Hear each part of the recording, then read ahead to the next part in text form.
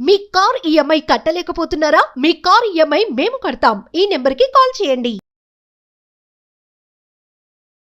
నమస్తే అమ్మ. నమస్తే సంగీత. అమ్మ, ఇప్పుడు 80 సంవత్సరాలు 70 సంవత్సరాలు ఉన్న వ్యక్తి 30-40 సంవత్సరాలు ఉన్న అమ్మాయే కావాలి, నేను ఆలనే పెళ్లి చేసుకుంటాను అని చెప్పేసి అంటున్నారు. అంటే మీరు ఎక్కువగా ఇవి తోడు నీడలో చూస్తూ ఉంటారు కూడా. అవునవును. ఎందుకని వాళ్ళు యంగ్స్టర్స్ ని కోరుకోవడానికి మా దగ్గరికి ఒక రిటైర్డ్ ఐఏఎస్ ఆఫీసర్ వచ్చాడు. ఆయన రిటైర్డ్, 80 ఏళ్ళు ఉన్నాయి. కూర్చుంటే కుర్చీ సరిపోదు, అంతలా ఉన్నాడు. ఆయన ఒక్కడు రాలేక మనిషి ఒక వాడెవరు కేర్ టేకర్ కూడా తెచ్చుకున్నాడు. ఒక్కడు నడిచి రాలేక, అంత ఏజ్లో అంత డిపెండెంట్ లైఫ్లో కూడా 50 లోపు ఎవరు ఉండరండి అని అడుగుతున్నాడు ఆయన. 30 ఏళ్ళ అమ్మాయిని చేసుకుని ఏం చేద్దామని ఆయనకి ఆలోచన ఉండాలి కదా. నేను 30కి కావాలి అంటే ఆయన మైండ్ సెట్ నాకంటే యంగ్ ఉండాలి, ఆ యంగ్ కూడా చాలా యంగ్ ఉండాలి. నేను మా మెంబర్ ఒక ఆయన అడిగాను, ఎందుకు మగవాళ్ళు ఎప్పుడు యంగ్ కావాలి అనుకో, 70 ఏళ్ళు వచ్చి 80 ఏళ్ళు వచ్చి ఏం చేసుకుంటారు అమ్మాయిని, కూర్చొని లొట్టలేయడం తప్ప ఏం చేసుకోరు కదా అంటే ఆయన ఏం చెప్పారంటే, మన దేశంలో సాంప్రదాయం భార్య భర్త కంటే యంగ్ ఉండాలి, అది ఎంత అయినా కానీ యంగ్ ఉండాలి. ఇంకొకటి, పాతకాలంలో అసలు 50 ఏళ్ళు దాటిన ఆడది ముందుకు రాలేదు కదా, రాలేదు. అంచేత అప్పట్లో ఏంటంటే యంగ్ జనరేషనే ఉండేవారు. పెళ్ళి అంటే వాళ్ళే రెడీగా ఉండేవారు. 50 ఏళ్ళది కావాలంటే లేదు కదా. అంచేత 20 ఏళ్ళో 25 ఏళ్ళో 18 ఏళ్ళో ఆ యంగ్ పిల్లనే పెళ్లి చేసుకోవడం, వాళ్ళకి పిల్లల్ని కన్న వాళ్ళు కూడా ఉన్నారు.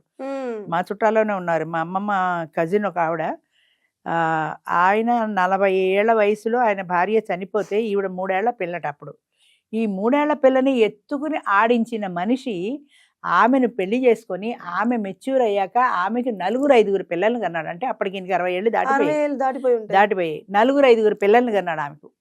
ఆమెకి ఎంత మాత్రమో భర్త అంటే ప్రేమ లేదు, కానీ పెళ్లి చేసుకోవాలి, పాతకాలం తప్పదు కదా. పెళ్లి చేసుకుంది, సరే అలాగే సంసారం కూడా చేసింది, పిల్లల్ని కూడా కంది అయిపోయింది. ఆయన చావు బతుకుల్లో ఉండి ఆయన కింద పడుకోబెట్టేస్తే ఈవిడ కుంకుడుకాయలు పెట్టి తలస్నానం చేస్తోంది. ఎవరో అడిగారు, ఏంటమ్మా ఇప్పుడు అది మొగుడు చావు బతుకుల్లో ఉంటే నువ్వు తలస్నానం చేస్తావని. ఆవిడ చాలా పొడవైన జుట్టుట, చాలా పొడవైన జుట్టు, అందమైన జుట్టు. ఆవిడ అంది, రేపొద్దున ఈయన పోతాడు, ఎలాగూ పోయిన తర్వాత నా జుట్టు తీసేసి నున్నగా గుండు చేసేస్తారు. అప్పట్లో మరందరికీ ఉందో లేదో తెలియదు, బ్రాహ్మణ్ కమ్యూనిటీలో భర్త పోతే నున్నగా గుండు చేసేసి కూర్చోబెట్టేవాళ్ళు. అంచేత ఇంత అందమైన ఇంత బారు జుట్టు నాకు మళ్ళీ ఉండదు కదా. అంచేత ఆ బారు జుట్టుకి తలస్నానం చేయాలనే కోరిక చంపుకోలేక నేను తలస్నానం చేస్తున్నాను అని చెప్పింది. ఆ జుట్టు మీద ఉన్న ఇంట్రెస్ట్ భర్త మీద లేదు. ఎంచేతంటే ఆయన పట్ల ఆవిడకి ఎలాంటి అంత ఏజ్ గ్యాప్ లో ఎత్తుకుని ఆడించిన ఆయన పట్ల ఆయన భర్త అనే ఒక ఫీలింగ్ ఆవిడకి రాలేదు. పిల్లలంటవా ఆటోమేటిక్ గా పుట్టేశారు అంతే. ఆవిడ ప్రయత్నం లేదు, ఆవిడ ఇష్టాలతో సంబంధం లేదు. కాబట్టి ఆవిడకి జుట్టు మీద ప్రేమ భర్త మీద కంటే అనుకోవాలి.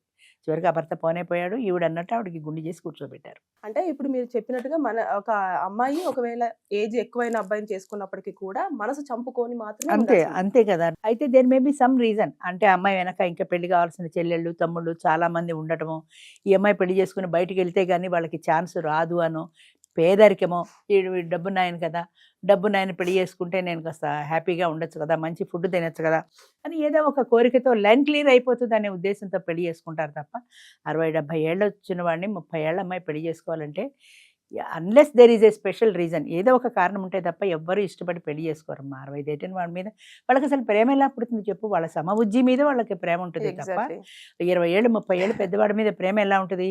కానీ నాకు ఆశ్చర్యం ఇప్పటికి కూడా, వాళ్ళ మైండ్ సెట్ ఎంతసేపు యంగ్ కావాలి అనుకుంటారు, కానీ ఈ అమ్మాయి నా పట్ల ప్రేమ చూపిస్తుందా అని ఆలోచన ఉండదు. మాకు ఒక మెంబర్ ఉన్నాడు స్టార్టింగ్ టైంలో, ఆయనకి 65 సంవత్సరాలు.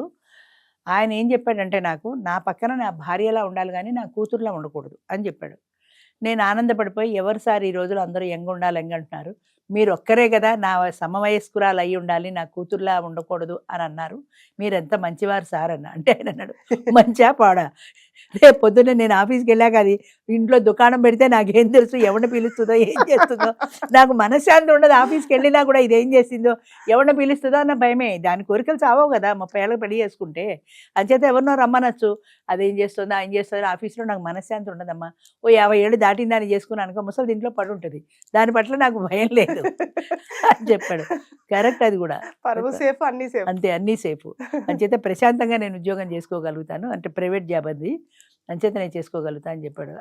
అలాగా ఏంటంటే మన సమబుద్ధి ఉన్నప్పుడు వాళ్ళకి మన పట్ల అంతో ఎంతో అభిమానం ఉంటుంది తప్ప, మనం యంగ్ అనే 2 ఏళ్ళు 3 ఏళ్ళు యంగ్ కాదాక 30 ఏళ్ళు 40 ఏళ్ళు 70 ఏళ్ళు వచ్చినాడు 30 ఏళ్ళ అమ్మాయిని పెళ్లి చేసుకుంటే అమ్మాయికి ఎక్కడ ఆయన మీద ప్రేమ అభిమానం కలుగుతుంది చెప్పు? అంటే అదొకటి రీజన్ అమ్మా. అంటే మనకు అమ్మాయి మనకంటే తక్కువ ఉండాలి కాబట్టి అని చెప్పేసి వాళ్ళ ఆలోచించడం మైండ్ తప్ప. సెట్ ఎప్పటి నుంచో తరతరాలుగా అది అలవాటు అయిపోయిన మైండ్ సెట్ అంతే. అంతే. అది ఎంతసేపటికి యంగ్ ఉండాలి యంగ్ ఉండాలి యంగ్ ఉండాలి అనడంలో వాళ్ళ మైండ్ అలా సెట్ అయిపోయింది చిన్నప్పటి నుంచి. వీళ్ళకంటే పెద్దదాన్ని చేసుకోమంటే వాళ్ళు ఎక్కువ చేసుకోరు. పెళ్లి చేసుకోవడానికి ముందుకు రారు. ఏదో ఇల్లీగల్ రిలేషన్ పెట్టుకుంటారేమో కానీ పెళ్లి చేసుకోవడానికి ముందుకు రారు. ఎందుకంటే నాకంటే యంగ్ ఉండాలి భార్య. అది 2 ఏళ్ళు 3 ఏళ్ళు 5 ఏళ్ళు కాదు, 10-15 ఏళ్ళు తేడా ఉన్నా కూడా మగవాడు ఇష్టపడతాడు పెళ్లి చేసుకోవడానికి. 70 ఏళ్ళవాడు 50 ఏళ్ళని చేసుకుంటాడు, కానీ 50 ఏళ్ళమే 70 ఏళ్ళని చేసుకోవడానికి ఇష్టపడదు. ఈవిడ 55 దాటదు. 55 దాటితే నాకు వద్దంటుంది. ఎందుకంటే ఆ ముసలాడితో మా వాళ్ళు ఉన్నారు కదా, ఎంతోమంది చెప్తారమ్మా ఆయనకి ఫైనాన్షియల్గా వెల్లాఫ్ అంతా బాగుంది, 70 ఏళ్ళు అయితే ఏమి చేసుకోవచ్చు కదంటే. ఏం చేసుకుంటాం మేడం 70 ఏళ్ళు వచ్చిన వాడిని? సరదాగా హోటల్కి వెడదామంటే పడదు ఆయనకి, భోజనం రాలేడు. ఓ సినిమాకి వెడదామంటే 3 గంటలు కూర్చోలేడు, నడుము నొప్పి. ఈయన కాళ్ళొత్తి నడుమొత్తి సేవ చేయడానికి తప్ప నేను ఎందుకు మేడం? నాకు సరదాలు కోరికలు ఉన్నాయి, నాకు ఇంకా అన్నీ చావలా. సినిమాలకు వెళ్ళాలంటుంది, షికార్లకు వెళ్ళాలంటుంది, హోటళ్ళకి వెళ్ళాలంటుంది, ఫారెన్ టూర్ వెళ్ళాలి. ఇందులో ఏది తీర్చగలుగుతాడా అని చెప్పండి. నా కోరికలు తీర్చని వాడు నాకెందుకు? అంచేత నాకు అక్కర్లేదు. ఇప్పుడు 70 దాటిన వాళ్ళకి నేనే చెప్తున్నా, బాబు మీరు వచ్చినా కూడా అవ్వదు, మీకు ఏమైనా ఇంట్రెస్ట్ ఉంటే మీ సొంత ఇష్టం మీద చూసుకోండి, కానీ నాకు తెలిసినంత వరకు ఎవరు ఇష్టపడరు 70 ఏళ్ళు దాటిన వాళ్ళు అని. 70 దాటి ఫోన్ చేసిన ప్రతి ఒక్కళ్ళకి చెప్తాను.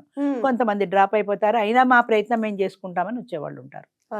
ఒకవేళ 70 ఏళ్ళు దాటిన వాడిని వచ్చినా బాగా పైసలుండి దీనికి ఫ్రీగా ఖర్చు పెడతాడు అని అనుకుంటే ఏమన్నా చేసుకుంటే చేసుకోవచ్చు. డబ్బు మీద ప్రేమతో, వాడి మీద ప్రేమతో కాదు. అది ఈ ఏజ్ లో అంటే అంత బాగా సరే కూడా డబ్బులు ఉంటే ఫ్యామిలీ సెట్ అవుతుంది అని అనుకుంటారు. అంటే నా ఇప్పుడు ఫారెన్ టూర్ వాడు రాడు, 2 లక్షలు నాకు ఇస్తే నేను పోయేస్తాను కదా.